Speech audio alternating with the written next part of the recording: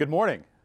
So my company, Edison Research, has been studying the audio landscape in our infinite dial study since 1998. I was just a boy then. But back in 1998, we began to look at really the digital audio landscape, and that started with things like AOL radio and Spinner and a whole bunch of other things. And today, digital audio in all its forms has proliferated into a marvelous ecosystem. But really the last 4 to 5 years, it's changed more than it did in the previous 17. And there have been a couple of factors on that, which I'll touch on. Certainly what has fueled digital audio, online audio of all kinds, from streaming media to podcasting and so on, has been mobile broadband. Today, it's pretty much all ashore who's going ashore in terms of smartphone ownership. If you're economically able to own a smartphone, you probably do. It's kind of, I think, capped out there. But that is certainly the growth curve of smartphone ownership kind of matches neatly the growth curve of online audio as it's enabled that. The next shoe to drop is really going to be in the car. And today, more than 4 in 10 drivers/passengers, 18 and up, say that they have plugged their smartphone into their car, used Bluetooth, used headphones. You're out there, I know you are, and listen to digital audio in their car. And if that number looks like it's flattened out, it's only perhaps flattened a little bit because of this, and that is new cars are starting to become more and more equipped with this technology, with an integrated in-dash, internet-driven entertainment and information system. And that really took a jump last year. New car sales certainly turn over slowly. So we're starting to get, just as digital audio has become ubiquitous in our pockets, it's now becoming more and more available in the car, which is opening up this incredible world of choice. And as a result of that, this is what the curve of online audio in general looks like.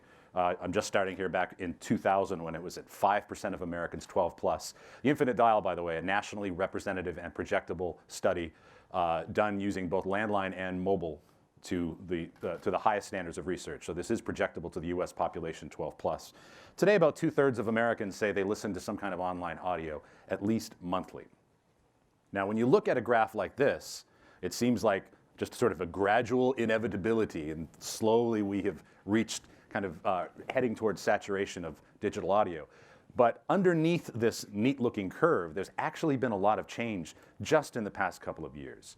We do another study called Share of Ear. Share of Ear is the only single source measure of all audio in America, online and offline. We recruit a large sample of people. It's a quarterly study. Every quarter we get at least 4,000 people cycle through, and they take basically a diary. It's either online or offline, their choice. And they keep track on, like, at a 15-minute level, what they've listened to, what kind of content it was, where they were when they listened to it, what kind of device was the content being played on. And we hand code all of that so that we can develop what we call share of ear. And that is the percentage of the time that we spend listening to all kinds of content, all the various forms of audio. It's the only way to compare things like podcasting to AM/FM radio to audiobooks. So we are able to do that basically on a quarterly basis. The one thing I can tell you has not changed a great deal in the 5 years that we have been doing Share of Ear. We began Share of Ear in 2014. The one thing that's not changed very much is the amount of time we spend listening to audio.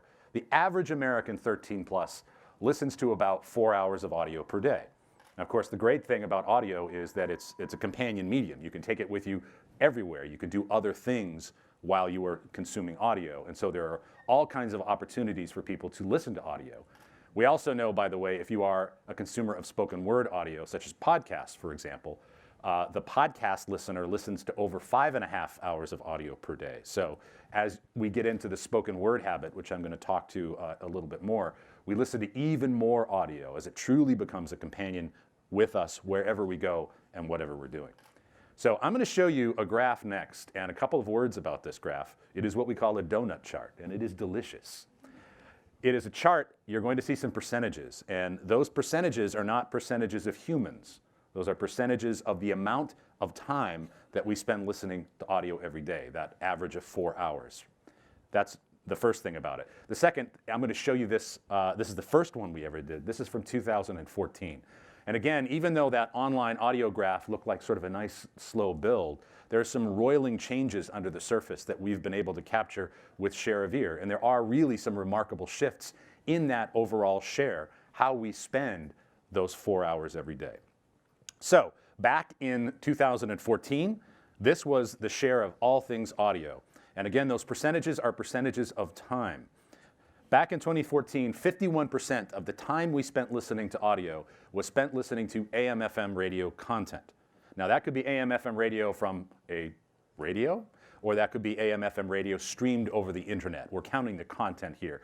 But practically speaking, it's almost all delivered via radio. Only a couple of percentage points of that was actually through streaming. So AM/FM radio content represented in 2014 a little over half of the content that we listen to by time. Streaming audio was 11%, and by that, I'm really talking about the pure play streaming audio players like Spotify, Pandora, and so on. 18% was to your own music, CDs, digital audio files, 8 tracks, rock them if you got them. Whatever your own music file is, that's that 18%, and that's gone down quite a bit. You'll notice that in the next slide. YouTube as an audio service, not YouTube, not the looking at the YouTube, but the listening to the YouTube. We track that as well. Was 5%. SiriusXM was 7% of all listening. TV music channels at 5%, and by that I don't mean MTV, which as we know does not play music. I'm talking about things like the music choice channels that are at the end of your cable package, right? And then podcasts at 2%. That's not a small number. I know on a graph like this it looks like a small number. Anything that prints on this graph is still tens of millions of hours a day of listening. And of course, this averages in all the people that did not listen to podcasts back in 2014, right? So a lot of zeros being averaged in. And then other audiobooks and so on. So that's what it looked like in 2014. Today, it looks quite a bit different. You can see AM/FM radio has gone from 51% to 44%. It hasn't cratered by any means. It's still the plurality of our listening. But its share in terms of the time that we spend listening has eroded somewhat. And what has taken its place? A number of things. Streaming audio here has gone from 11% to 16%. And in the younger demos, that's even more significant, right? So the streaming audio is a significant part of our audio listening in the average day. Owned music has gone down. It's gone down by a third. YouTube as an audio service is now 10%. And you can see podcasts are at 4%. They've doubled their share in just a few short years. And again, this is a large share study that with the same amount of time from 2014 to 2019 that we spend listening per day, podcasting and streaming audio have increased their part of that share. And so I want to focus on two things that are really, I think, driving the shifting demographics and the sort of shifting usage patterns that we've seen in the past couple of years. And the first of those is podcasting. Podcasting has certainly become a truly mainstream medium. Today, about a third of Americans 12 plus tell us they've listened to a podcast in the last month. And you can see over time that's grown fairly steadily and evenly up until like the last year. There was this discontinuous jump. It's the largest percentage point jump that we have seen in the history of the infinite dial. So podcasting has become extremely popular. More and more people are discovering it. In fact, over half of Americans say they've ever listened to a podcast. I'm showing you monthly here. I pointed out before that the share of ear for podcasting has doubled. And if you look at it in relation to the share to AM/FM radio, it was 2% to 51%, right? So like 1/25th of radio.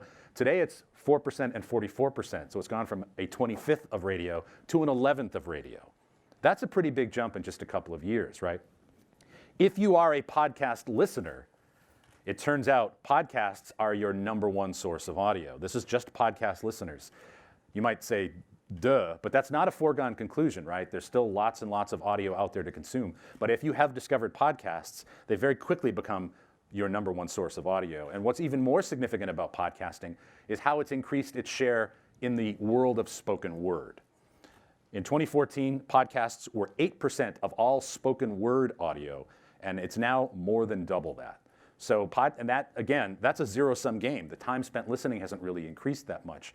So podcasting has taken up more and more of its share of spoken word, the spoken word universe. And that's certainly important to brands and advertisers because it turns out the podcast audience is extraordinarily receptive to messaging. There's very little rejection here of this statement. When you hear advertisements on podcasts, how likely are you to consider the brand advertised? You see pretty good agreement with that. There's a bit of a halo effect, especially when the message meets the host, meets the podcast. There's actually a tremendous result there. So podcasting is certainly one of these drivers behind this renaissance of not just audio, but spoken word audio. And the second, my friend Brett's going to address here in just a moment, but I want to touch on it from our research, and that is the smart speaker revolution and how these devices are starting to become more and more ubiquitous in American homes. First of all, most people have heard of them. The awareness of these devices is extraordinarily high. We've tracked it in the Infinite Dial now for the last 3 years, and it's gone from 7%, it's more than tripled in a couple of years. That's the fastest growing consumer technology that we have tracked in the 22-year history of the Infinite Dial, faster than smartphones, faster than social media even. It's grown extraordinarily quickly. And what's fascinating about that is that people aren't just buying one, they're buying multiple smart speakers to put in their home. And if you think about it, what that's doing is it's placing a radio, it's placing an audio device in rooms of the house where perhaps it previously did not exist. We've been working in partnership with NPR for the last 3 years on a research series that we call the Smart Audio Report. And in this series, we look at people who own smart speakers, and also we talk to people who don't own them but are interested in them to find out some of their opinions and attitudes. And in the most recent Smart Audio Report, which I believe you can get at npr.org/smartaudio, we learned a lot about the people who own these devices. First of all, if you own a smart speaker, chances are you own two. The average now for those who own a smart speaker is actually about 2.1.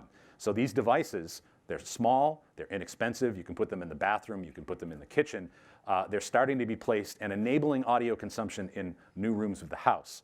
And a lot of that is becoming spoken word audio. We know from the Smart Audio Report that every form of spoken word audio is getting a bump from smart speaker usage, anywhere from 1.25 hours to 1 hour and 45 minutes extra a week, being driven solely by the fact that it's coming from a smart speaker. I mentioned audio is a wonderful companion medium, and we see smart speaker usage happening with all sorts of activities. In fact, we have plenty of evidence in our most recent Smart Audio Report and in last year's that people are intentionally purchasing these to reduce screen time. They tell us that some of the time that they're spending with smart speakers is coming from television watching time, and about 30% of smart speaker owners tell us that they are intentionally buying them to reduce screen time, perhaps for meals and dinner and family time. So smart speakers are enabling audio consumption where it previously might not have happened before. When people buy these, they stick. 69% of smart speaker owners tell us that they use the device every single day, and they really become habitual. It's not that they do any one super cool thing, but they do all of those little things that when your hands are full, you might not have done normally. And I mentioned about TV replacement. Think about the time you get up in the morning and maybe you turn on a television morning show. Smart speaker usage is starting to eat into that as it becomes completely frictionless to instead ask for audio. When people buy these devices, they start to use them more and more. 44% say more often compared to 21% who say they use them less often. They don't get shoved to the back of the junk drawer because they are so useful. They just get used every single day. The longer that you have one of these devices in your home, the more likely you are to agree that you wouldn't want to go back to life without it. And presumably, if you have the economic wherewithal to purchase a smart speaker, your life before was not a sucking morass of despair. But you still wouldn't go back to it because you have that smart speaker. And when you get these devices in your home, they change your behavior very, very rapidly. The green is first adopters. The orange are people who purchased them more recently. I'm not sure what happened to the disappearing legend. That's also my rap name. But when you get these devices in your home, they quickly become one of the top ways in which you listen to audio. They're essentially number 2 here. How do you listen to audio most often, right? So they encourage audio consumption in rooms of the house, in situations and environments. And all of that, smart speaker usage, news, information, smart briefings, and podcasting, which I just talked about, is all contributing to this great renaissance of spoken word. When we first started Share of Ear in 2014, music was 81% of the content that we listened to, and spoken word was 19%. So about an 80-20 ratio, it was 81 to 19. We mostly listen to mostly music, right? And that's not a ratio, as a researcher, that I would expect to change dramatically, because that is really a sea change in behavior. But that is exactly what we're seeing. There is a renaissance of spoken word audio happening, and today that ratio is 77 to 23, which, although it looks like just 3 or 4 percentage points, I'm surprised to see it move at all. And it's moving because of podcasts, it's moving because of the great proliferation of mainstream mass appeal content, spoken word audio, and smart speakers. So the audio landscape is changing a great deal, Technology is facilitating that. Investment in content is facilitating that. And people are becoming more and more receptive to it. So I hope you have a great day. I hope you learn a lot here. On behalf of Edison, thank you very much. Okay, so I'm Brett Kinsella from VoiceBot.ai, and I should probably tell you that I'm here because of Advertising Week.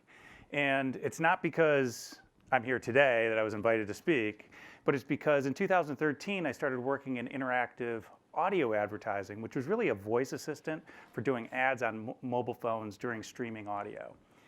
And in 2015, Amazon approached some folks I was working with and said, hey, we'd like you to support Alexa. And in 2015, Alexa was really new, so we did some analysis, and I said, oh, this is really interesting.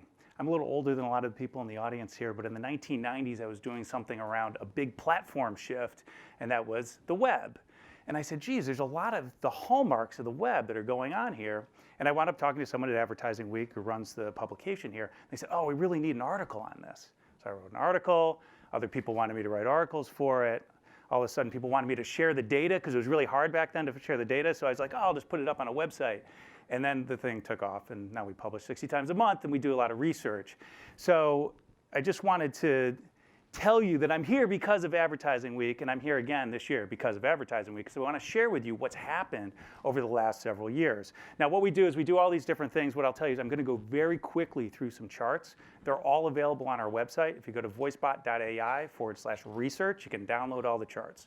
So you can take pictures if you want, or you can just listen, and you can download it later, and you'll get a lot more context as well. I think in the few short years, we've become essentially the de facto source of this data in terms of breadth, what's going on in the industry here and overseas, and why people are adopting it. And today, what I want to tell you is what's happening from a consumer standpoint, which means you need to think about this, what other marketers are doing, and what's really going on in the background that you need to think about, that we're at the front end of an actual platform shift that's going to really change the way we think about marketing. Okay, so the first thing I want to talk about is smart speakers. Tom just talked about this. There's a lot of them. There will be a third of U.S. adults will have this year. You know, we're going to be over 70 million people who are going to have smart speakers. And that is the canary in the coal mine, because what it did is it reintroduced people to using voice, and using voice in a different way. Alexa, Google Assistant in the home. We have some other voice assistants as well, not quite as advanced, but that's where we're heading. And it's not just a US phenomenon. It's actually a global phenomenon. We're seeing something like 92% compound annual growth rate over the last 3 years globally. In China, that's about 96%. So for those of you who are international marketers, it's not just here. It's Europe, it's China. Yes, some of Asia and Latin America is just really getting started, but it's not a smart speaker phenomenon. Because what most people think about is they think about smart speakers when they think about voice assistants. But as you can see from this data here, in terms of monthly active users, there's more than twice as many voice assistant users on mobile each month.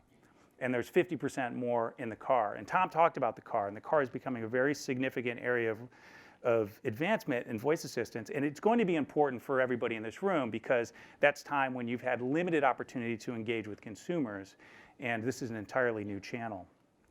The other thing that's really essential here is that with new technology, there's always this question of distribution. Can you get it out in front of the masses? It's not just who's using it, but can the people use it easily? What's the friction? Well, there's over 2 billion devices as of January. This didn't even include some of the Chinese devices. There's now over 500 million in China. So we'll probably end this year with about 3 billion devices where people can access some form of a voice assistant. And what this means is microphones are now everywhere. And when microphones are everywhere, a lot of different things can happen, and it changes the way people think about how they're going to interact with technology, how they're going to access it. Now, when I look at platform shifts, and I've seen a number of these now throughout my career, one of the things I now do is I really just look at the consumer data. And did we skip through? Oh, excuse me. We really look at that consumer data.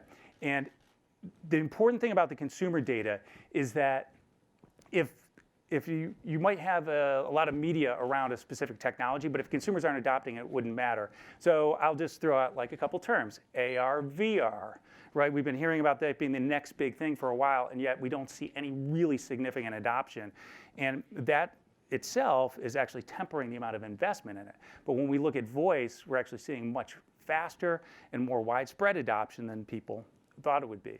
And so that's one of the hallmarks of a big platform shift. And a lot of marketers are actually recognizing this. And so if you look at the data that we did from a survey of North American marketers this summer, 63% believe that voice assistance at a marketing channel will be very important, and about 33% think it'll at least be moderately important. Only 4% do not think that they're going to actually market to consumers going forward through voice assistants. So if you think of them as a novelty, you probably are out of step with your peers because they're already seeing a way to create new types of engagements with consumers. The next thing is, we talked about this idea of voice being bigger, actually, more widely used on smartphones. And your colleagues, marketers, they're looking at that as well. And if you look at the folks in terms of extremely important that they have a voice assistant strategy on smartphones, it's significantly higher than smart speakers or the car. All of these surfaces actually have pretty high impact in terms of what people think will be important. But a lot of the things that we're starting to hear from marketers is voice assistants might not be a smart speaker strategy. Yes, for some people there will be because it's a new access point to a consumer in the home. But it's probably going to be part of the mobile strategy very soon, and that's where we're trending. And some other research we've done about the different types of use cases are very different. So you need to think about use cases that you're going to implement on the smartphone differently from what you would be doing in the home. But that's an important finding. The other thing is, both near term and long term, people are still looking at the US and in Canada as Alexa being the more important platform. And that's really interesting because a couple of years ago when Google Assistant came out, people said, oh, well, they have the smartphone, they have Android, they're going to dominate it. It will be the one assistant to rule them all. And yet, we're seeing that a lot of people are saying, hey, Alexa is actually still a pretty good platform. Now, whether it's a better platform or not, I'm not here to say. That's a different conversation for a different day. But right now, marketers are saying, hey, we need to have an Alexa strategy more than they're saying we need to have a Google Assistant strategy. And over time, we expect all of these to rise. But in the near term, for sure, there's a focus on Alexa and Google Assistant. The other thing that I think a lot of people like to consider is this idea of voice assistants and having a voice app. So these would be known as Alexa skills or Google Assistant actions. And what we see is in 2018, we had about 24%. 30% of marketers will have something like a voice app or an Alexa skill this year, and over a third will have it next year. And that's pretty interesting because that means 49% are saying, I don't know, maybe not. So there's a lot of people who are still on the fence in terms of this. And part of it's because they're not looking at the data, they're not looking at the engagement, and they haven't thought through it. But I was with people just yesterday who haven't gotten into this. They're a very big Global 500 consumer healthcare company, and they are absolutely getting into it, but they might wait a year, right? So everyone's saying they know it's important, it's going to happen, but right now about a third of brands are actually out there with a presence on these platforms. The other thing that we looked at was agencies, and when they looked at their clients and the sentiment that they had around voice, we saw that 26% want to do that now. That's pretty close to the brands that have voice apps today. And 52% believe that it'll happen in the future. So we start seeing this idea that about a third are going to be active over the next year or so, but about 75 to 80% really believe this will happen soon. And the reason why they're doing this is because a couple of very tactical things. They think it'll help them in search, and they think that it'll help them sell more. And so if you look at this data, you look at this optimism around it, around 65% think that they're going to sell more, and even more than that think they're going to be able to improve their search engine performance. Okay, so what's really going on here? When we think about a platform shift, a lot of people look at voice and they say, oh, it's a new user interface. Every 10 years, we get a new user interface. We had click with a mouse. We had touch with mobile. And now we have voice with smart speakers. Okay, so that we have click, touch, voice. And if we think about this, the web only had analog content, and they had to go to digital. When we went to mobile, we or we already had digital content. We had to reformat it so that it could work in this new context and format factor. When we get to voice now, we're in a situation where we don't have conversational content. So as marketers, we need to think through this as just whether it's a UI or a platform shift, we need to develop new content. We can't just repurpose what we already have, and that's one of the things that's different. One of the other things that's different about this is that PC and the web were device dependent. So the PC went to the web, mobile went along with the cloud, but mobile went along. The smartphone and mobile were inseparable. When we look at voice, it's actually across devices. So if we think about voice in terms of smart speakers, we're only looking at a small percentage of this. This is what we looked at. And in fact, that's leading to this proliferation. That's leading to this this idea that microphones are everywhere.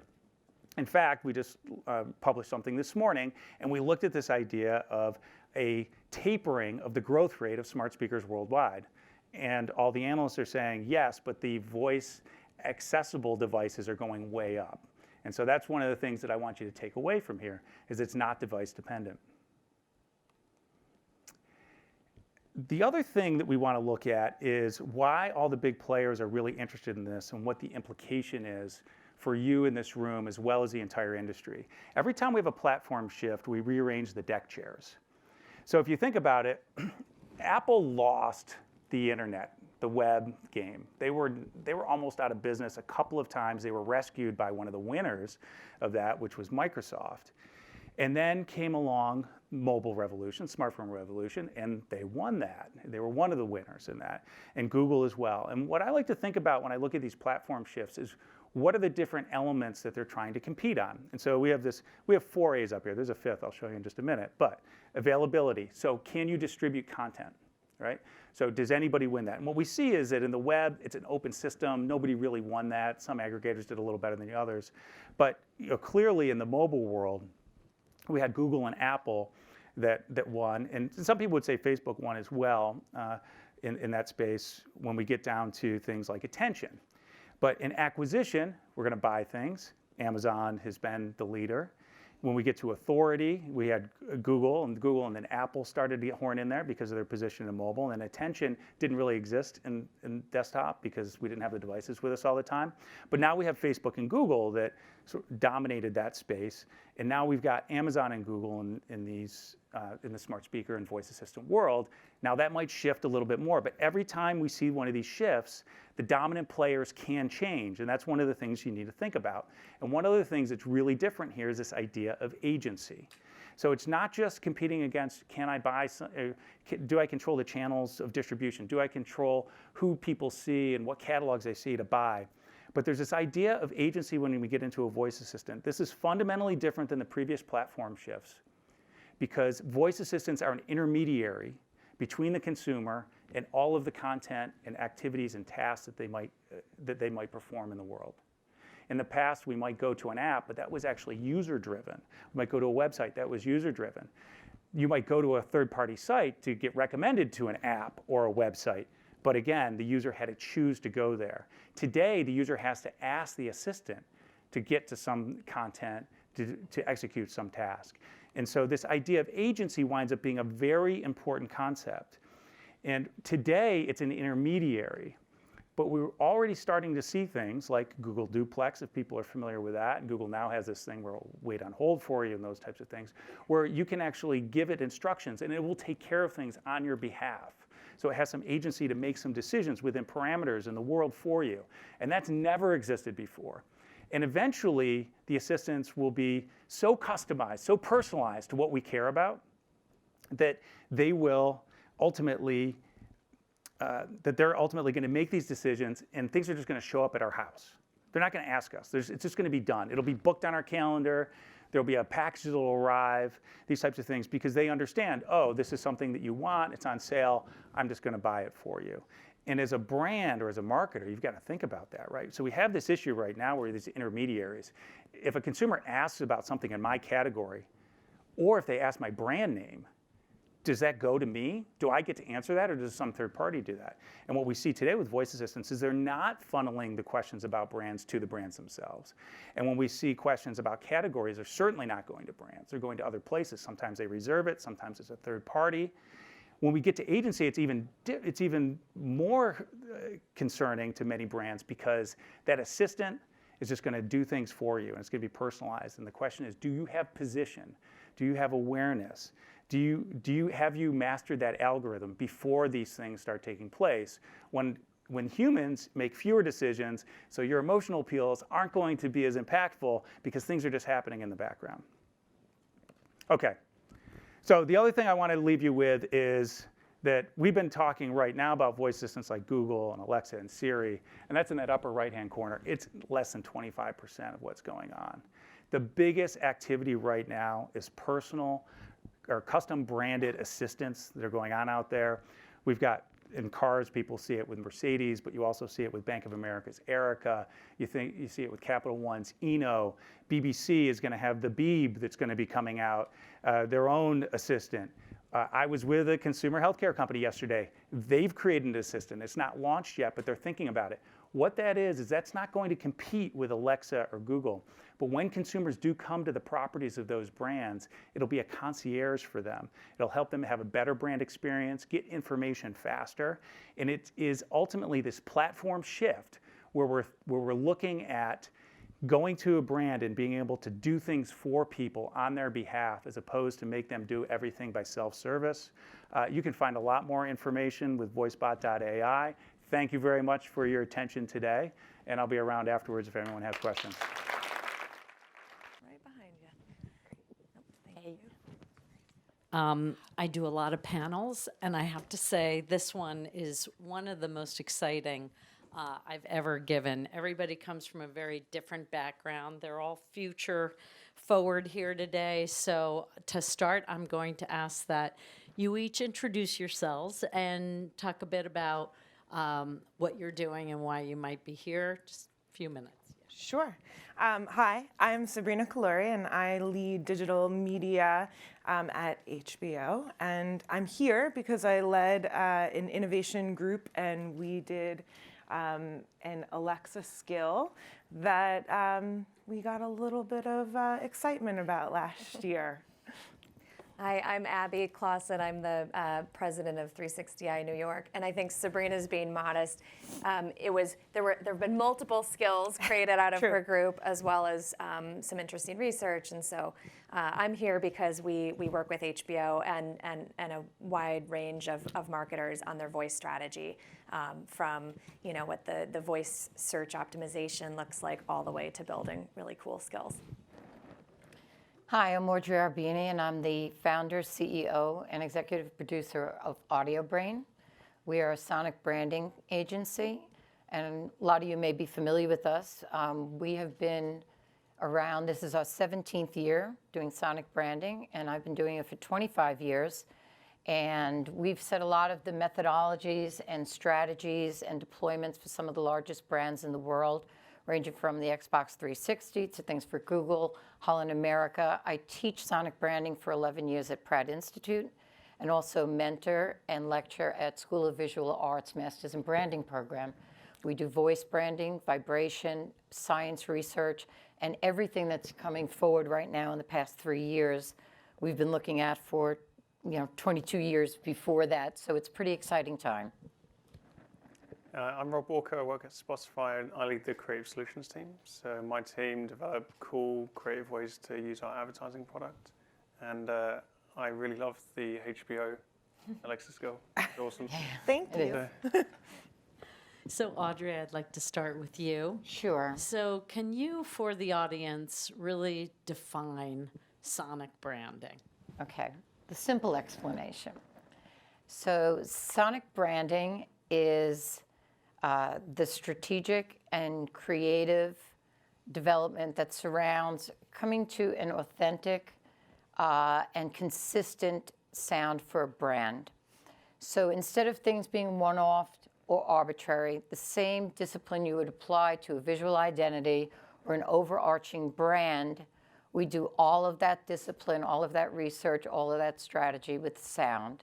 And I say sound meaning music, sound, sound design, voice, and vibration. So when you have a sound identity system and you create a foundation of authenticity and what's appropriate for that brand, once you set that foundation in place, you then deploy it consistently to wherever the consumer is hearing the brand. And that's all points of reinforcement, makes for a better connected experience, brings a better return on investment because you're setting the foundation once. But it also needs to be an ecosystem, and it needs to be flexible as things evolve over time. Thanks. So Sabrina, you get 2 questions in a row here. Okay.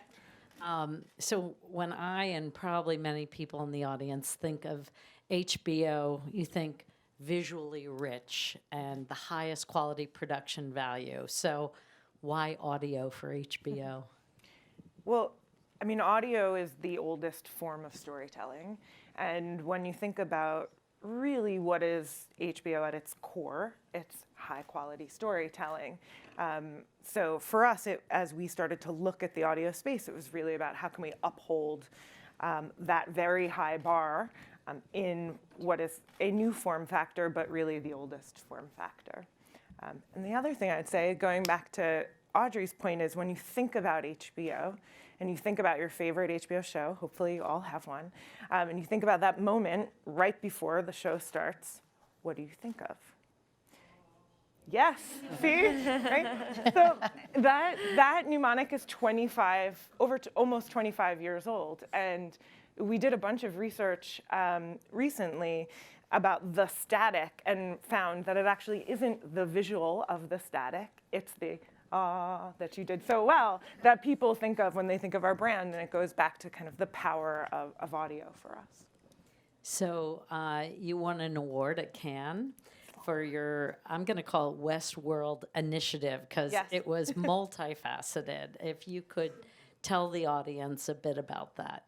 Sure. So Westworld is inherently a show about technology and humanity, and what technology, and not just technology, but AI specifically. So what happens when artificial intelligence becomes so prevalent that we have to ask ourselves, what does that mean to our humanity? And so as the lead for digital for HBO, it felt like we really needed to think about, as part of the campaign for the new season, how do we do something with technology and with AI, and certainly that kind of upheld the themes of the show and allowed us to really speak to the superfan audience, which is a technology early adopter. So we embarked on a mission to think about how do we create a high quality storytelling experience that extends the narratives of the show in the smart speaker space. And we gave that brief to our lovely friends at 360i, along with a 12-week timeline to get it into market. And we came out with Westworld: The Maze. Congratulations. So Abby, tell us what that was like for 360i. Sure. So, I guess just to take a step back, our work with HBO over the years has sort of, and Sabrina's team has really been around sort of how do we push some of the digital, social, boundaries and kind of lead the industry in some of those things. But we have a couple filters for the work we do, which is typically, is it a good idea? And I think Sabrina captured why. The Maze was a great idea for Westworld. But also, is it something where we can deliver a premium experience? Because HBO is a premium brand. And what I think is, and if we can answer yes to both those things, then that's a great path forward. And what I think is really interesting about voice and immersive audio for entertainment brands like HBO is, these brands are world builders. And audio and immersive audio and voice is just another sort of format now through which you can build immersive, interactive experiences and worlds. To do that, I will say, to do that really well and at the sort of cinematic quality that an HBO demands, you have to do a lot of collaboration with, the team at HBO, with the team at Westworld, the showrunners, the talent, et cetera. So it was a lot in 12 weeks, but we were very proud of the outcome. Congratulations. So Robert, you do a lot of work with brands at Spotify. Tell us a little bit about the work you do with brands like Snickers, who have very visual marketing efforts, and you help bring them into audio in a meaningful way. Well, yeah, I think leading probably off what Audrey has said and probably what Abby was saying as well is that you have to start with what's true about those brands and what are the good ideas that already exist in those brands, because many brands don't actually have an audio strategy, and they don't actually know necessarily how to think about utilizing Spotify's data, the way we understand culture, the way we understand consumers, and how to apply those things to transforming a visual brand or a visual idea, which Snickers is a good example, actually, where they said, "You're not you when you're hungry," which is a very visual mechanic, right? Which is showing someone becoming Joe Pesci because they're angry. Is how do you convert that into an audio experience without just shouting and being aggressive in audio? So we tend to take what's true about the brand in terms of their idea, the core of their idea, or the key visuals that are in their idea, and try and translate those in many ways into audio through our data and through the things that we know about our consumers. In the Snickers one, for example, we took people who were switching their usual repertoire of music listening and kind of changing it in a very peculiar way. So someone who listens to pop music is suddenly listening to like hardcore metal, or someone who listens to metal is suddenly listening to UK grime, which if you haven't listened to, it's something else. And it's very different. And we kind of said, well, there's those behavior signals that we can pick up using our data, and we can serve messaging to them in a very contextual, quick way. And we worked with BBDO, who were the genesis behind the whole idea, and they created kind of little audio snippets, almost like little songs within 30 seconds, which spoke to people in those music genres that they just switched to say, maybe you're doing this because you're hungry. And it was just kind of a fun, tongue-in-cheek way of getting across the personality, the tone, the idea that already existed for probably a decade, and many of the brand strategy pieces that were already true in the visual world into an audio world. So to work with brands, at National Public Media and NPR, we work with brands to make sure they bring an authentic voice to our audience, because it is spoken word and it's important that their voice fits in. Audrey, you've talked about authenticity in sonic branding. Can you talk a bit about how you work with brands to ensure that? Sure. I think, when you start working with a brand, some of them are a little bit more savvy in their understanding of their brand attributes. A lot of them are very savvy in that, but they don't understand their sonic branding attributes. Most of them don't. So we'll start, and at least with my team, we have very formidable research. So we do an incredibly deep dive. We'll take every piece of material that they will give us, from brand positioning, mission statements, products in development, sounds inherent to the brand that already exists that we may play off of. What are they? Who are they as people? We'll talk to the different stakeholders, the different teams, their customers. We'll look at their customer experience paths. Where is the consumer being touched? But what do you stand for? And if you're a bank, we don't really want to look at an attribute like I'm trustworthy. That's table stakes. We don't care about those attributes, and nor should they, because you wouldn't be in that game if you don't have that. We're trying to find that top of the pyramid, that spot that is uniquely them, where we can create an audio DNA. So we cull down from hundreds of words a series of core, at the heart attributes. And I want you to kind of easy way to think of it is think of yourself. Your personality is uniquely you. You have certain characteristics that are uniquely you. We find those with the brand, with the use of their words, and by just creating a sonic filter from that and taking it from brand to sound, and how we can articulate this with sound, and how we could change a demographic with sound. But that authenticity comes through to the consumer. Because if you're a brand out there and you're like the hottest brand in the world, and we do an audit and we call your call center and you have like a 75-year-old chain smoker answering the phone calls, that's not a very authentic brand experience. And I can tell you hundreds of times this has happened. We line things up and you want to be a really, you want to be, perceived this way, and yet your messaging inadvertently in the little sound places that you're here, whether it's retail or wherever, is off, then you're not creating an authentic sound for your brand. And it's not incredibly complicated to do. We'll do the heavy lifting. We'll be the compass. Just give us the information. Provide us what your personality is, or we'll help you find it.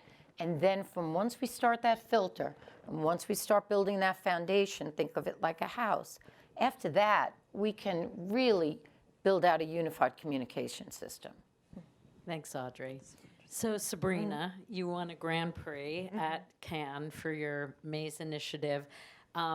Tell this audience how you measured success on this project and when they build an initiative, what they might want to think about in terms of objectives and measurement. I mean, I think I would hope with any good brief, when you are going in to create and you're thinking about your audience, you've determined what success looks like at the start. And with this, we had to make a very crucial decision in the very beginning of the creative process, which was, is this for a super fan who understands the show to the depths of engagement, or is this for a casual fan? And we knew that if we chose a super fan path, that we were going to kind of close the aperture a little bit on, and we were going for depth and engagement KPIs and not breadth KPIs. So we made that choice because it allowed us for a much deeper canvas to play. I don't know if any of you've watched Westworld. It is not an easy show. And so we made a very deliberate decision. And so success for us really was in the engagement numbers. We had 15 minutes of engagement with the application, which when you think about attention in this day and age, and what you can get in places like social media and in other digital experiences, that to us was very successful, along with the kind of obvious earned media impressions. So we had over 500 million earned media impressions, and for the technology and kind of early adopter audiences that we were looking to go after, we felt like we really created some awareness about the kind of themes of the show with that audience. I think Amazing. It's interesting too, just to think about like somebody literally sitting and having a conversation with a speaker for 15 minutes. That is a very long time to do that. And it was hard, the game. I mean, I tried playing it a few times myself, and I'm a fan, but clearly not enough of a super fan to have cracked. You could die 30. I did not find, You could die 32 different ways. Yes. I definitely died all of them in QA. I never made it to the end. So if any of you go home and try it and make it to the end, congratulations. Awesome. So Abby, 12 weeks for 360i to pull this off. Tell the audience a bit, especially if we have folks from the agency side here, how you mobilized. What does that look like on your end? And did it change how your agency addresses voice-activated initiatives like this? Well, this was because of the time frame, also because we were working with IP that was out there, that existed, that had such a rich story, and we were sort of like had to be keepers of that story in this experience and stay authentic to it. So I think between us, the HBO marketing team, the show, showrunner and his team, and the actors, I think we had 36 voice actors involved in this, including some of the folks from the show. There were over 100 people who touched this project. So it was a lot of coordination. Not every voice project is that immersive or massive. I don't want to scare anybody off in this audience from thinking about creating skills or experiences in voice. But this one was. And because we had to maintain sort of such this high level of almost cinematic quality. For voice, we worked with, technical producers, some of the best audio talent. And then I think actually one of the things that sometimes gets forgotten is also how did we market around it? Yeah. There was PR was a big part of the push, but we also did things like we'd seed Easter eggs in the experience. And then, Easter eggs for, like, say, influencers who we know were really big fans of the show, just to get them excited about it and to get them to play the game and experience and, post about it. So, it was a whole family effort. Yeah. Conversational story development is not easy. So I think, as a marketer, I mean, I'm used to reading every line of everything, and they dropped an 11,000 line script on my desk, and I was like, yeah, okay, I trust you. As long as and I think our showrunner is the same thing. The writer team is used to looking at scripts, and they wanted to read every word, and at a certain point we had to develop a kind of different working model, right, to understand that we were in the bounds, but that some things, when you think about all the paths that needed to be created because of the potential of the interaction with the user, it was just a completely new paradigm for the even writing teams to think through. Very cool.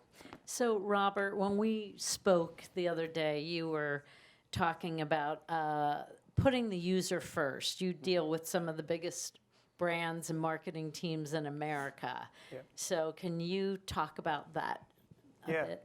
Well, we have pretty simple code to creativity, I guess you'd call it.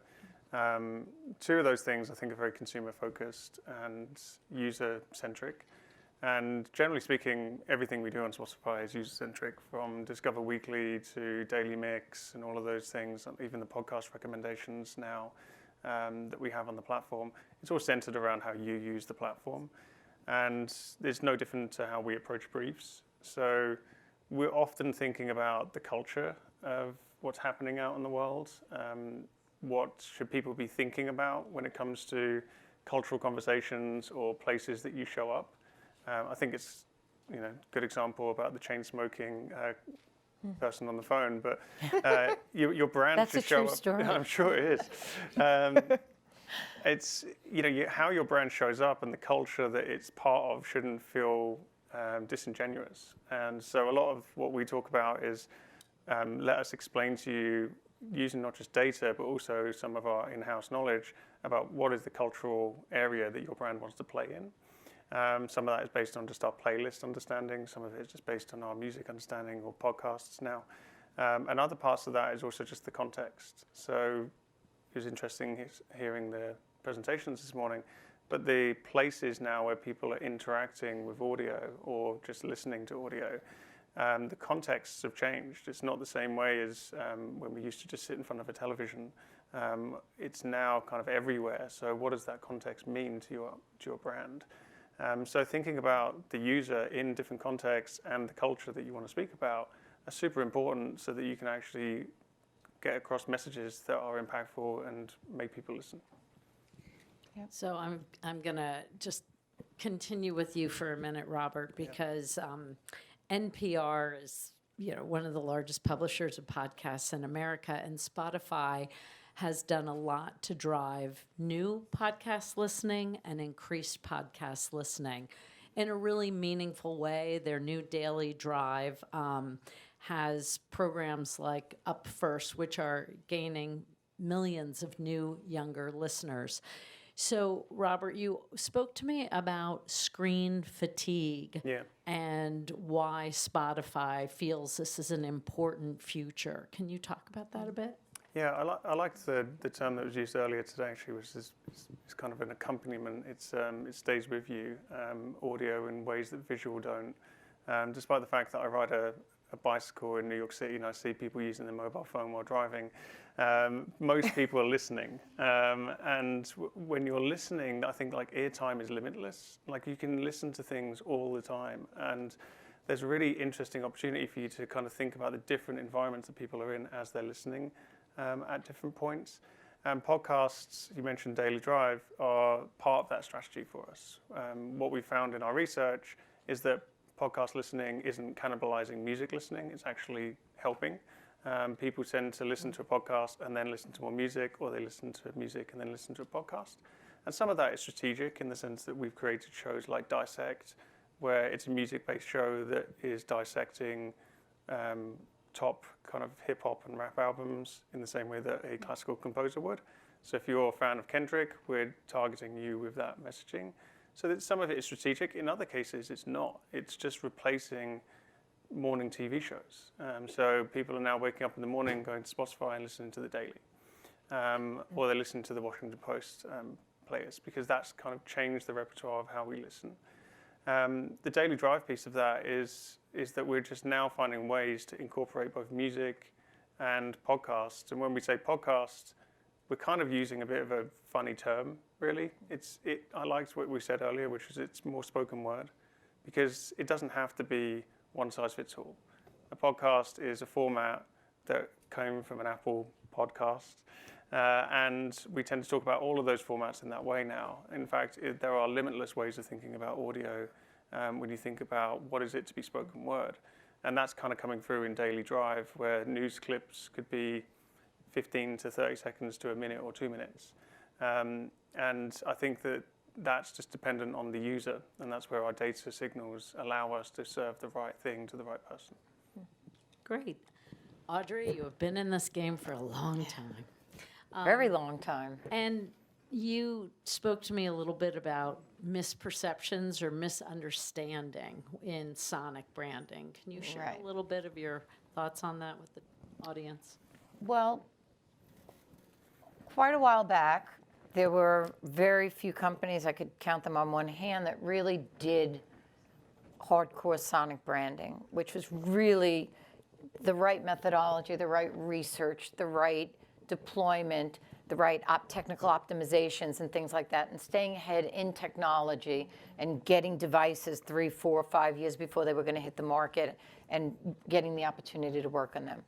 So I think the misconceptions now, this right now is like a little bit of it's a little odd to me, because on one hand, it's fantastic because we've been doing it for an incredibly long time. We have a lot of experience in this, and it's fantastic opportunities that we get every day. On the other hand, it's a little bit like the Wild West right now, because there's so much going on so quickly. Everybody's getting the podcast out. Every brand wants their sound logo. Every brand wants it, and they want it now. And I listen to the podcasts, and the microphone qualities on a lot of the big ones are not good, or they don't have show opens and closes, or they're not doing things that can really enhance it. So in a way, it steps back just a little bit. So to me, the little bit of a misconception of it is really, what is sonic branding? It's more than a logo.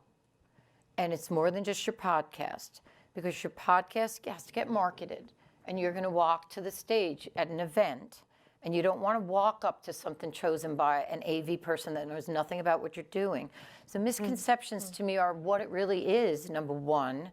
And I did an article for VoiceBot with Brett, so you can check that out. And there's a link to a study there that 96% of brands that use intentional audio are more remembered than brands that use sound that's off or no sound at all. So there's misconceptions, and I'm going to give you the biggest one of all, is that you can start today.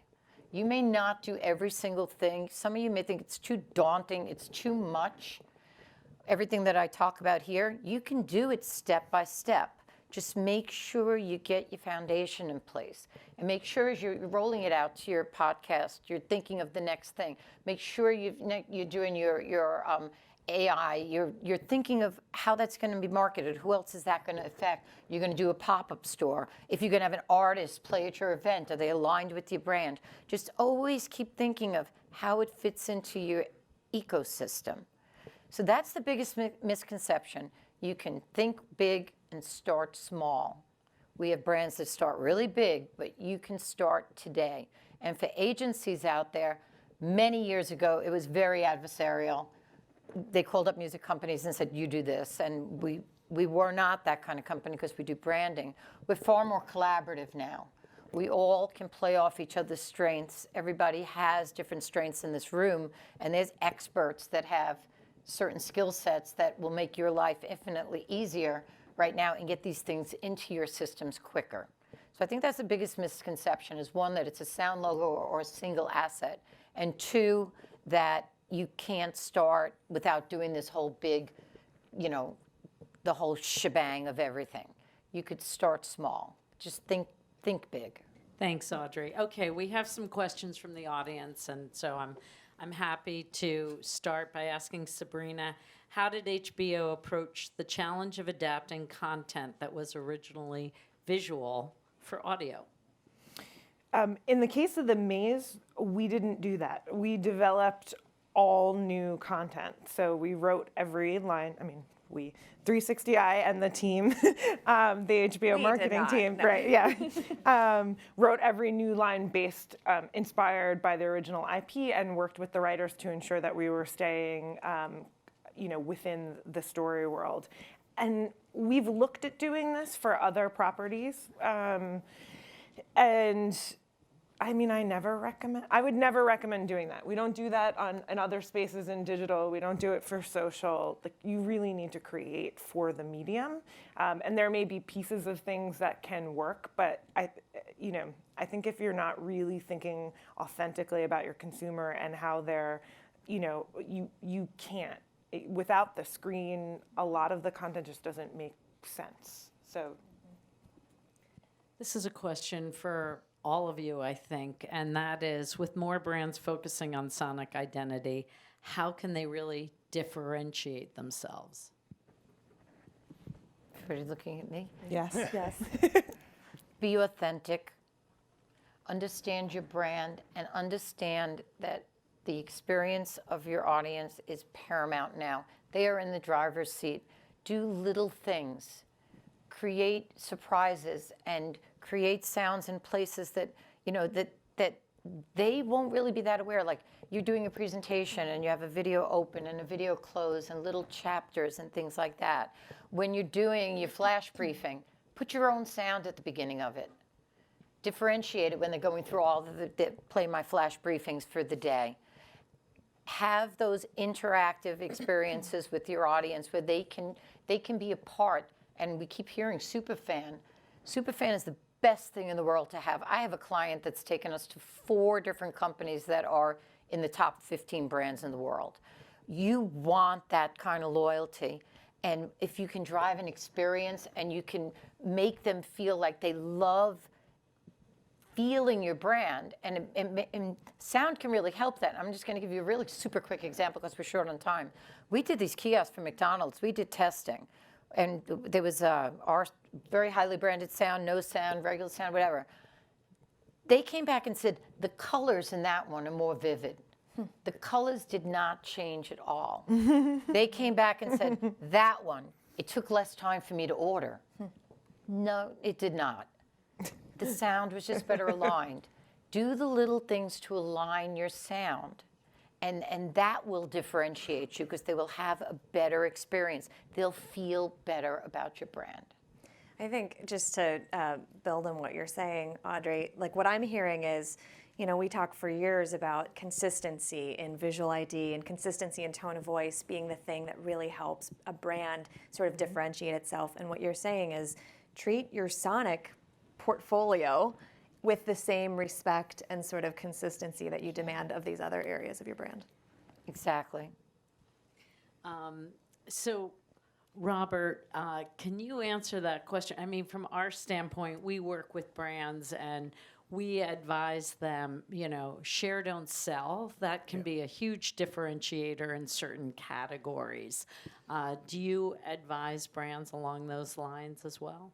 To differentiate themselves? Yeah, well, I think some of the true principles are always going to remain true, especially when you move into the audio ecosystem. In terms of, we talk to luxury fashion brands.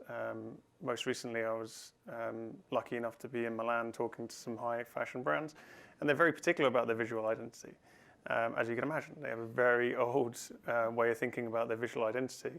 Did they give you swag? They did not give me swag. As you can tell.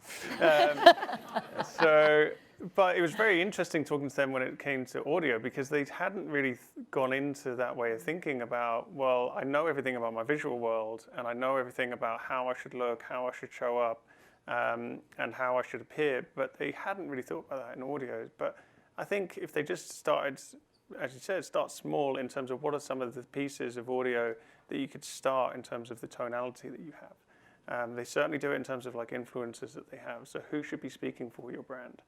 What sort of tone does that voice have when they're speaking for your brand? And part of that also is maybe using some of the data that we use at Spotify to understand what is it that people listen to when you're talking to different consumers in different contexts. So if you're interested in brands moving into a kind of younger hip hop space or younger indie space, what are people listening to in that world? Or what are just age groups in different states or cities and those places? Most brands are actually very surprised when we play back to them what their audiences actually listen to versus what they think they're listening to. And I think that's a really interesting starting point. So I think coming in and saying, I want to dream big, but I also just want to start small and show me is probably a good starting point. And then you can kind of create some really interesting, cool stuff. There's a question for me about NPR's portfolio podcasts and the strategy and prevention of cannibalization. It's been an amazing 12 or 14 years, Brian, since NPR launched podcasts. They promote podcast listening on the broadcast platform, across digital platforms, smart speakers. There is some crossover of audiences, but given platforms like Spotify and Daily Drive, it's a new, younger audience, smart speakers. A good percentage of those listeners don't listen to NPR anywhere else. Station streams. It's just an amazing time, and it's just broadening. So cannibalization, for now, has not been an issue. There is an ongoing challenge of discoverability on podcasts, but for some of you, you may have heard Google has promised to make audio an integral part of search functionality, which we're really hoping for. That should help everybody in the space. One last question for you, Sabrina. Somebody wanted to know about your strategy with the Chernobyl podcast as a companion to the Brilliant series. Pretty sure that someone on my team wrote that, because we talk about it a lot. I appreciate it. We do, I think the thing that we do at HBO, while we think very highly about the platform of podcasts, for us, we're creator-led and we're talent-led. And so it's really about, rather than saying every show should have a podcast, we're really thinking about what is right for that individual program. And there was some magic with Chernobyl because our showrunners wanted to come in and they wanted to tell that story, and they felt comfortable with that medium. And when we started talking about where are the ways and the spaces and channels we could do that in, they felt very comfortable with the audio space. And so it really made sense, and they were committed to doing it. I don't think it would have been as wonderful as it was had we, as the marketing team, came in and said, we have a great idea for you to tell to tell this story. Thank you. We are out of time. Thanks, everybody. Thank you. Hey, guys. I love the name of the stage so much, Culture Builders, that I'm going to change my talk to talking about culture.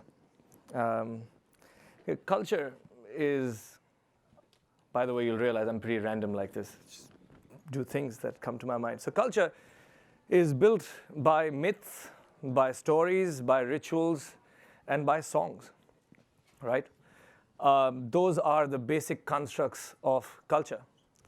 And because we're here to talk about sound, I'll focus on that sound aspect of things. So I just met my good friend Stephanie McMahon from WWE. Any WWE fans here? Lovely. Nobody. I'll let her know. Growing up in India, my only cultural reference for the States was watching what was then called WWF, same thing. And I vividly remember all the characters: Hulk Hogan, Bret the Hitman Hart, Razor Ramon, Andre the Giant. And I just don't remember their faces. I remember the entire attire. I remember the music they used to walk in with. I remember all the fireworks and the shenanigans that came with it. Why does that happen? Why does it happen that I remember all of those things in my memory set and not just the name or the picture or just a visual, like we've been advertising to people this entire time? Is because we, as human beings, are built for a multi-sensory observation of the entire situation. Hi, Gina. And we often forget that, right? Like, as we progressed into developing more and more technology, we discovered radio waves. So we developed a radio and a transistor. We were limited by technology and our medium to be able to communicate what we wanted to communicate. We founded the printing press, and we realized that, okay, we can put ink on a piece of paper. It used to be black and white. Now we can make it colored. This thing won't move. Then we came up with motion picture, and came TV, came broadcast TV, cable TV, internet, and so forth. We're no longer limited by the mediums anymore. Invention in life happens in two ways, right? One is you want to invent something, and you go ahead and make exactly that. That rarely happens. What happens more often is, an example from 3M is that they wanted to make the strongest glue in the world. And they tried, and with this one piece of experiment, they got to a kind of glue that wasn't very strong. But it had this unique property that it could actually stick over and over again. So that was then the root of the modern day Post-its. They found a purpose for an innovation that they didn't want to create. And we're kind of at that stage now that we're no longer limited by the platforms that we had, we can do anything that we want. We have to find a new purpose for these things. We're not limited by the idea of sound only being on radio or only being delivered on a certain kind of device. We can do anything that we want. So as we try to build culture by communication, we have to figure out what is a multi-sensory strategy for our brands. And I think one of the brands that's doing this particularly well is MasterCard. I don't know if you've seen Raja, who was presenting here yesterday. I think it's like one of the most phenomenal CMOs in the world right now, really getting into it. His sonic DNA that he's created for MasterCard, it took about 2 years. We saw the previous panel go into the science of building a sonic DNA. Raja worked for 2 years, and his brief was along the lines of, give me something that is soothing, but not dominating. Give me something that helps my brand, but doesn't take over the experience. Give me something that builds over time as the consumer listens to it. And so through R&D, for over 2 years, they played with different kinds of sounds and created a sonic DNA, not just to actually have a jingle at the end of the ad, but to actually insert that at every interaction that you have with the client. He created variations. Here's a jazz variation. Here's a classical variation. He created geographic variations. Here's one that'll play in Dubai. Here's one played with Indian instruments. Here's one playing with the Russian instruments. And so an entire strategy around how you're going to engage the consumer at a multi-sensory level was created. Here's another one. Think about MasterCard, which is a technology company processing payments, getting into taste. They have been going all over the world looking for restaurants and then striking deals with them to actually recreate the entire multi-sensory taste-based experience in New York. So here's an example of a restaurant from Zanzibar, which is called The Rock because literally it sits on a rock in the middle of the ocean in Zanzibar. And they've recreated that entire experience in New York City. So the idea that people are already doing it, and that's the only way forward, is something that we know fairly well. So with this, not being narcissistic, this is just a still. The video has other people. I'm going to take you through a journey of how do we decode sound from a neuroscience perspective. What does it do to your brain? And how do we understand its impact? But before I do that, I need to explain to you why I do what I do. So 90 to 95% of people's decision-making takes place in the subconscious. And by definition of the subconscious, you don't have access to it. It's below your conscious awareness. So how do we then, like in the previous panel we heard, they created an experience for McDonald's and asked people questions, and people came up with random ass facts around like, oh, that the colors were more vivid, or that took me more time. Why does it happen? It's because you do not possess any kind of ability to express why you actually truly like something or why you make the decision the way you do. Your subconscious drives that reaction, but when you're asked a question to verbalize it, you will come up with things, but we call a post-rationalized response. And again, to reiterate, 90 to 95% of your decision making takes place that way. So using any kind of self-reported tools to figure out how people feel and how they'll act in market is one of the hardest things to do, and which is why the traditional sayings of 80% of my marketing dollars go to waste, I just don't know which 80%, has been going on for a long time. So my company actually puts electrodes on people's heads and looks at which parts of the brains light up at which point, and we then correlate that to different physiological measures, such as long-term memory, personal relevance, emotional intensity, and emotional valence. And I'll play this little video for you to showcase how we do that. Here we go.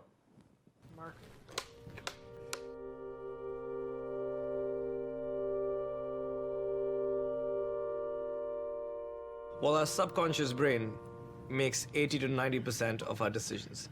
So think of the subconscious as this invisible ghost that basically travels with you where you go. And it is your superpower. Imagine every step you take, every time you're about to fall, every time your instincts kick in. That is your subconscious brain helping you live your life the way you do, while you pretend that your conscious brain is what is making the decisions. So neuromarketing is essentially using the knowledge we've acquired through the years about the brain to understand how people function, communicate, process communication, and then make decisions. Neuro is a really great way to uncover those things that are difficult to self-report, that are difficult to consciously remember, but are important and are part of how you make decisions going forward. We realized that the subconscious can directly lead to persuasion. There are two types of memory. There's global memory and detailed memory. And it's the combination of the two that drives intention and motivation. Memory can actually identify and predict change in consumer behavior. So neuro for me is a great solution when we want to really understand at a deeper level how people feel and think. When most people visualize neurological testing, they probably think of the movie Minority Report. That you're like completely hooked up. Doc. It's actually comfortable. It doesn't get in the way. You're able to consume and enjoy content while you're doing it. What truly appealed to me was this idea that we're gonna have the largest application of neuroscience outside of the medicinal world. And we're gonna create an impact for governments, for NGOs, for brands alike, so we can communicate better. Advertisers should pay attention to this research because it helps them plan smarter. It's easy. When people are more engaged in a message, they're more likely to take an action.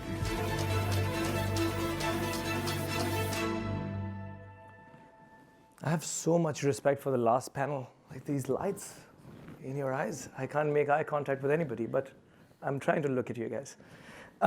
So, this gives you a very, very nice feel for what the subconscious is and how we actually come about measuring it.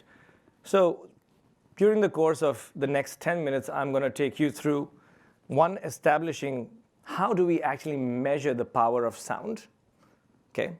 How does the context of sound matter? Then decoding what makes context to begin with, and two, tactical applications in terms of VODs and the sonic branding that everybody loves talking about these days, and no one does right. So here we go, about the power of sound. About a few years ago, someone, Radha, who was the head of insights at iHeart, came to us and said, well, do you think the same piece of audio or similar audio on a just audio platform can potentially perform better. We know from our research that it does, but we just have no way to prove it compared to, say, a full-blown video with audio kind of motion picture kind of thing. Where like actually, it can, depending on the kind of creative it is. Because what happens when, say, you read a book is that as you're reading this book, you create an entirely personal experience for yourself. The characters that you're seeing are like the characters that you know or you can imagine. The voices that you're hearing as you're reading that book are the voices that you know. The accents are the accents that you know. Bless you. And the same thing happens when you actually listen to any kind of audio situation. What you're imagining, the movie that you're making in your head is your movie that you made. And obviously the quality of the narrative within the audio structure will define that, but still your imagination is at play. When you create a full-blown video with sound experience, what ends up happening is that it's the director's imagination. Oftentimes when people make movies out of books, people will say, yeah, it wasn't as nice as the book. Why? Because it's someone else's imagination. So here's an example. We tested with 2 groups of 50 different people sticking electrodes on their heads, looking at how people respond to a particular trailer of The Expendables in a radio context where people are just driving their cars through the city and then having a full-blown visual of the actual trailer on TV. So what you're going to see here are 2 graphs, and you're going to see the second-by-second memory encoding to corresponding to what people are going to see or hear or experience. And anything above that dotted line, that 0.7 line, is most likely to impact your behavior. We have about an 86% correlation of predicting what people are going to do in market looking at the second-by-second response. So look at what happens in the difference between the call to action of driving people to the theaters in the radio ad versus the TV promo. Let's do what we do. The world's biggest action heroes in their biggest movie yet. Hold on! Need to be seen on the big screen. Incoming! Now. Oh, I'd love to party with you boys. Hey, Bruce the Caesar! This is the happiest moment of my life. These guys are nuts. The Expendables 3, rated PG-13, may be inappropriate for children under 13. Now playing in theaters. Welcome to the 21st century. I could do that. You want to slip on a dress and give it a shot? Hey, Marty, you should have killed me while you had the chance. You want the kids? Come get them. This house until we knock it down.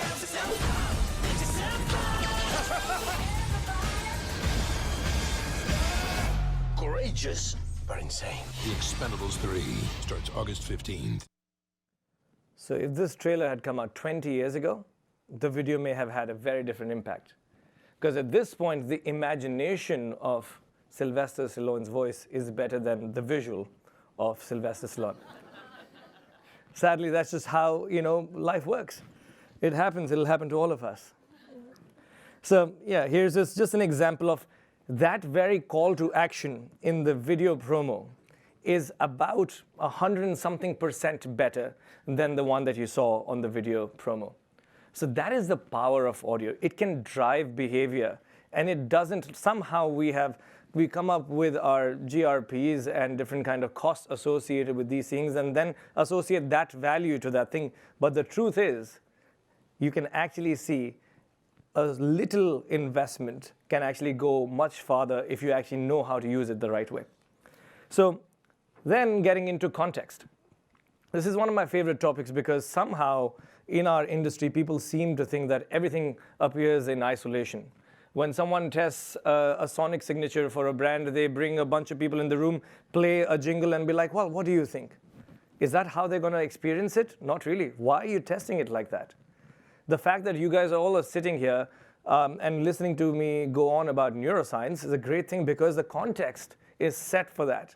If we were in the south of France and on a boat sipping rosé, and if I came to you, here, you want to hear about neuroscience? You'll be like, dude, go get another rosé and don't bother me. So context plays a very important role in how we process things. And we see that over and over again. We've seen that in the TV, in the print, in the digital, every single context. And because we were talking about sound today, I brought you one of these examples where we started looking at sponsor messages within traditional radio and NPR.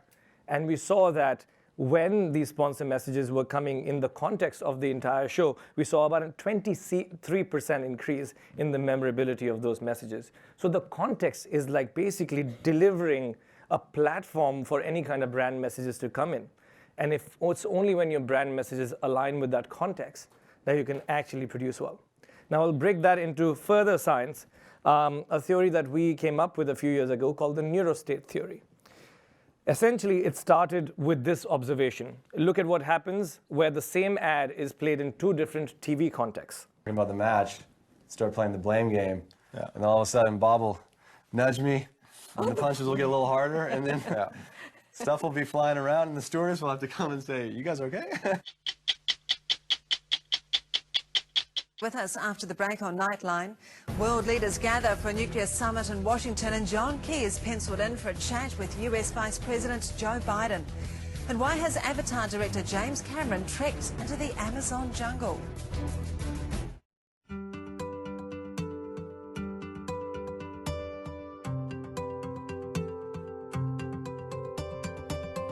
Juggling too many debts? Simplify your finances with a GE Money debt consolidation loan. Essentially what this showcases was the same ad played in two different TV programs ended up having an entirely different effect. And why does that happen? What we realized was that every piece of media drives your brain to process either more the details, that we call a detail bias neurostate, or process more the global features such as themes, storylines, music.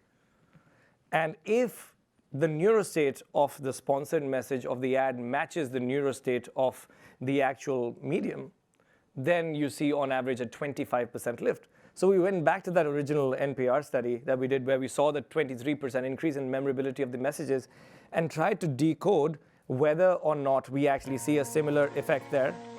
And the truth is that we did. There was a detail bias for the basic podcast that we were testing.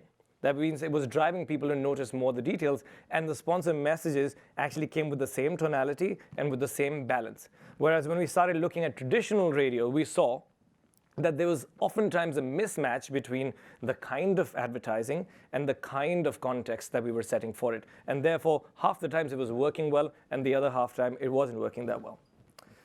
Getting into tactical stuff, I'm rushing through the stuff because I have to finish in 2 minutes, and then we'll leave time for questions.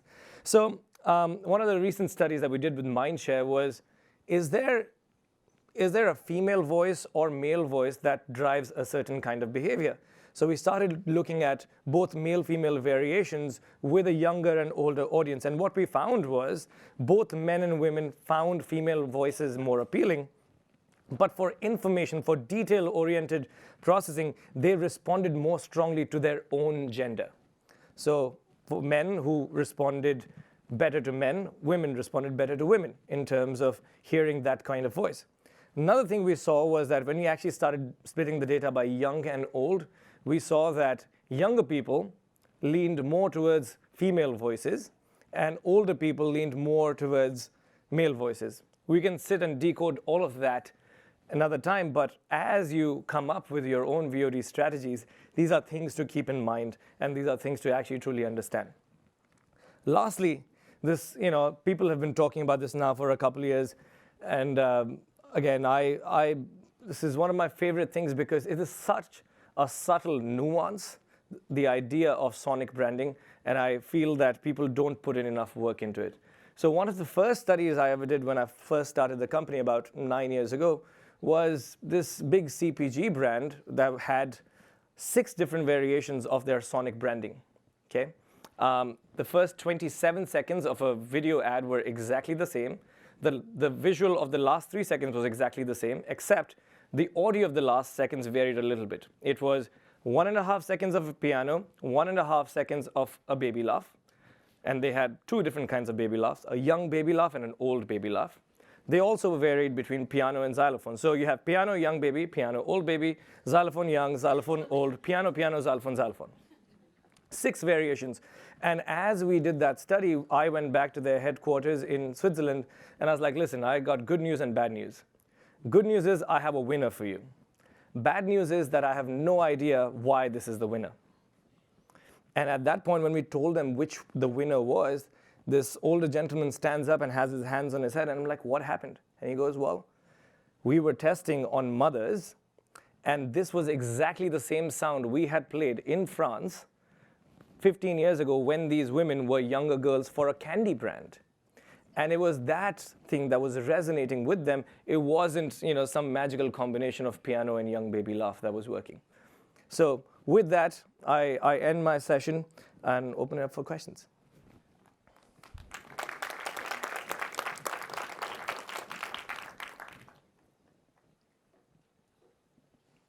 Lovely. That's the kind of question. Questions are right here. Is audio more memorable than visual? What is the biological root of that? Can you explain the brain activity that contributes to this? No, not at all. The answer is no, not to the last part of can I explain it or not. The no is audio more memorable than visual? I started the entire presentation saying that we are multi-sensory organisms, right? And we are perceiving the world through the lens of all of these senses. So can one sense dominate over the other at a particular time? Yes. Can we say that one sense is greater than the other? No. So because the first answer is no, there is no explanation for the neuroscience of the rest of it. Can you talk more about your background? Why did you decide to apply neuroscience to marketing versus medicine? Well, my background is that I triple majored in math, physics, and economics in college. And then I sold my soul to the devil. I went to Wall Street. I was a structured equity derivatives trader at Goldman. I then quit at the peak of recession to then work for an innovation strategy consulting firm, which gave me my foundations around understanding human behavior using the social sciences. And that's when I got introduced to the idea of the subconscious. This brilliant neuroscientist in Australia had invented the technology, which came out of ADHD research. So to answer the last part of the question, we have applied it to medicine. I was just hired as the CEO to apply this technology within the communications world. So that's why I did that. How much more time do we have? It says 0. So I'll be around here if anybody has any questions, but thank you. Hey guys, yeah, you might have been a little bit confused to see me up here. I'm not Sarah Fisher. I apologize for that. Sarah's much smarter than me. She writes the Axios Media Trends newsletter. If you get Axios Media Trends newsletter, which you should, you will know that she's in Croatia right now, which is why she can't be here. So she was very lovely and gave me some ideas, some slides. And what we do at Axios is we have this one big thing. I'm going to basically give you one big thing, which is this idea that audio in general, spoken word, and podcasting in particular, insofar as it remains a discrete thing, which I think we've kind of learned that it's all blurring a little bit, is tiny in terms of money right now, has an enormous amount to grow, and is, financially speaking, one of the most exciting spaces in the entire media landscape. Which is not, by the way, in any way a contrarian view. I'm not trying to say something which is weird or unlikely. I like being contrarian. I do work for Slate, kind of, after all. But this is what the VCs are doing. They're putting hundreds of millions of dollars into VC. This is going to be another record year for VC investment in podcasting companies. That 271 was just as of like the middle of last month. We're going to have a record number of deals. We're going to have a record investment in new deals. And I'm going to try and explain a little bit why. That's my plan here. This is where we're at so far in terms of exits. And the reason Sarah gave me this slide is basically just look at how small these numbers are. Like the single biggest exit that we have seen in the podcasting space so far was when Gimlet sold to Spotify for $300 million. This felt like a really big deal among NPR types who are used to working on these tiny little shoestring budgets. But it's this is not media numbers. These are not the kind of numbers that you see in video or television. I mean, we just yesterday heard about Seinfeld, being sold for streaming rights for $500 million. That's more than any of these. I think it's probably more than all of these combined almost. And that was, that's a 20-year-old show being like in reruns on a streaming platform. So, so the point is that there's just like obvious room to grow if you think about the amount of attention and what we've just been hearing about the amount of loyalty and memorability that people have in this space. People really, I mean, I'm so, what's the word?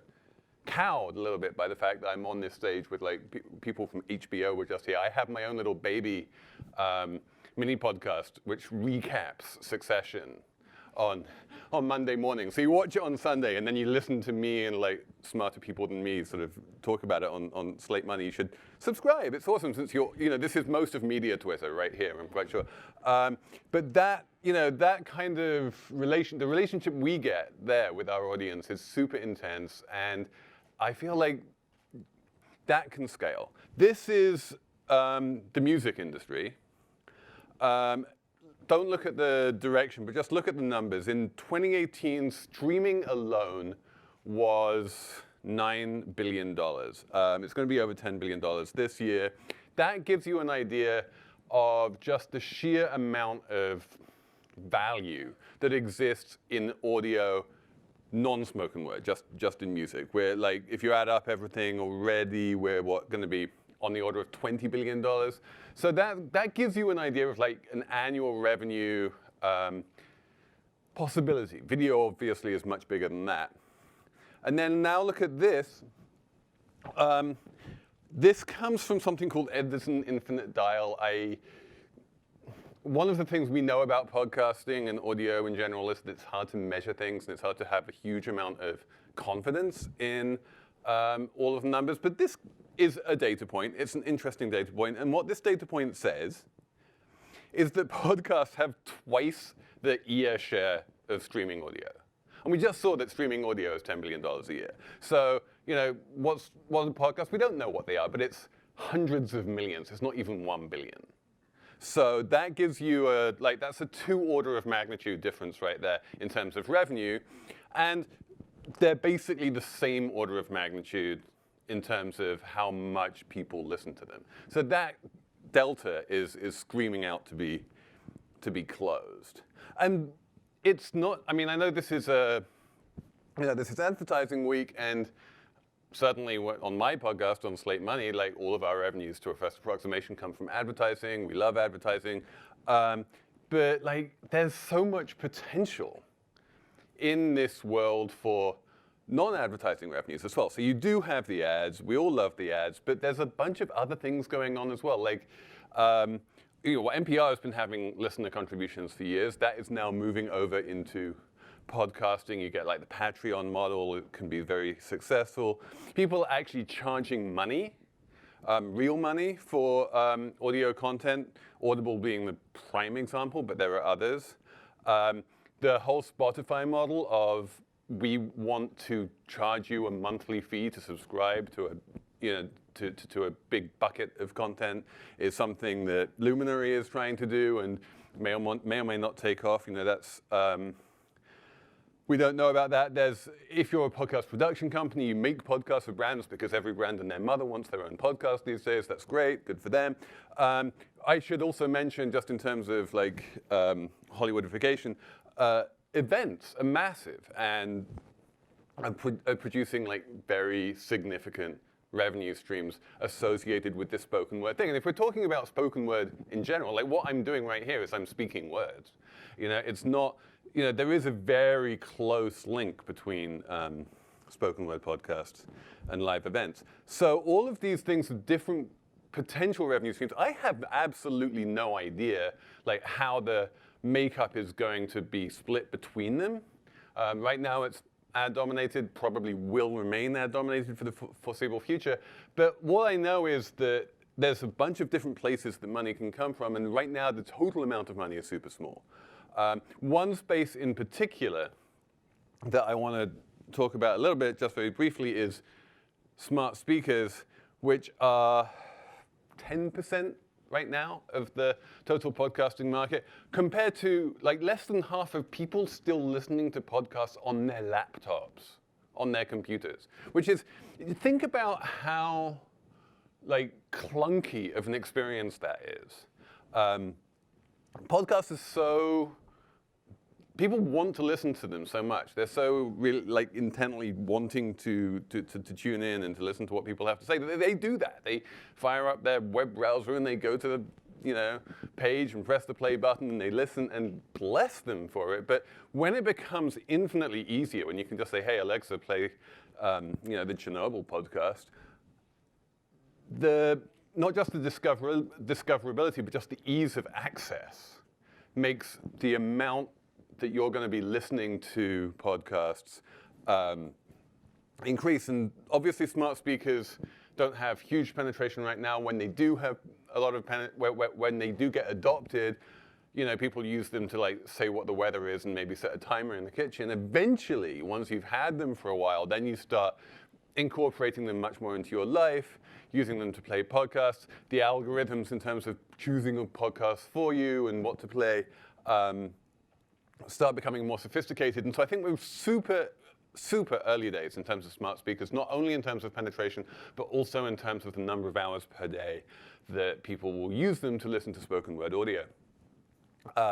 Because this is the massive like open space that I see for audio in general, podcasts in particular, is basically people sitting around at home, doing the dishes, doing the laundry, whatever it is, you're like at home and you have something playing, which most of the time people don't have something playing. As smart speakers come into our lives, there will be that kind of thing going on which you are listening to much more than you ever have before. We were just hearing about screen fatigue. We were just learning about how looking at a trailer for a movie is actually now less compelling than listening to a trailer for a movie, because of this whole idea of needing to look at something and concentrate on it when we have screens facing us all the time is just depressing. So now we're going to move, and we're going to be looking at screens less. We're going to be in ourselves a bit more, and we're going to have these audio conversations happening around us and narratives happening around us, which are going to be much more compelling. And this is the future, obviously, is the biggest generation in America. The millennial generation is massively over-indexing on the smart speakers, and that line is going to continue to go up and to the right very, very fast. That adoption is locked in at this point. So that's an exciting future for the space. And then the other thing I do want to mention is that while there is a bunch of empty space in terms of what do you listen to when you're doing the laundry, there is a little bit of a zero-sum game as well. The audio, digital, podcasting, spoken word land is going to take some market share from other parts of the media universe. And the one obvious part which it is going to take market share from is radio. Linear radio has had an amazing run. It's this multi-billion-dollar industry, and the youngs just don't listen to radio anymore. It's just not something that they do. And old people will continue to listen to radio. I will continue to listen to radio, and just the amount that you listen to radio is going to slowly decrease, and the amount that you listen to algorithmically generated audio of some description, including podcasts by me and by members of, by people here as well, is going to increase. And so, again, just in terms of the size of the market, just think where we would be if the size of the podcast audio market was anywhere close to the size of the radio market. The upside is just absolutely enormous. Let me give you some numbers, actually, while I'm here. The size of the radio market, just in terms of ad revenue, is about $71 billion. That's 2 orders of magnitude greater than the size of the podcasting market, right? Podcasts, again, I don't know, this says 310 million. I've heard numbers which are smaller than that. It doesn't matter, but it's kind of in that 100 million-ish order of magnitude. 2 orders of magnitude greater is radio, so you don't need radio to decrease very much on a percentage level. and move that money and that attention over to podcasts for for huge amounts of money and attention to for the multipliers for podcasts to be enormous. And then this is the bit which really strikes me. This legend is a bit wrong, but it's dollars per user per hour in terms of if I have a podcast and I'm like, on the average podcast, if it has 1,000 listeners and they listen for 1 hour each, then that makes $10 right now. Like that is 1 cent per user per hour, which is way low compared to any other. 1 cent per user per hour compared to 10 cents for TV, 20 cents for the internet, 50 cents for magazines, 70 cents for newspapers. Like, do we want to be in newspapers right now? Like, financially speaking, no, because that number is way too high. 1 cent is obviously way too low. So what we have in terms of the big picture podcasting space, and it's not just podcasts, as I say, it's all of audio. We've seen what like Pushkin and Malcolm Gladwell are doing really interesting things in sort of merging podcasts and audiobooks. The audiobook industry is already a multi-billion-dollar industry, so imagine some of those flows of money getting mingled. But the big picture that we're seeing here is that the amount of time we spend listening to podcasts and audio is going to increase significantly as the audience, as the people who are set in their ways start aging out and the new generations start coming in, listening to podcasts rather than radio, listening to smart speakers rather than radio, just listening more rather than looking at screens. And then on top of that, the monetization in terms of dollars per hour listened is also going to go way up. Put those two multipliers together, and that 300 million, whatever you have here, will become tens of billions of dollars in. Now, don't ask me to put a time horizon on that. I can make predictions if it's going up. I don't know how fast or when, but the big picture is definitely that. This is an exciting industry to be in, and if you can work out any small part of it, you're probably going to find yourself in an industry which is much bigger than you ever dreamed imaginable. So that's it. Thank you very much.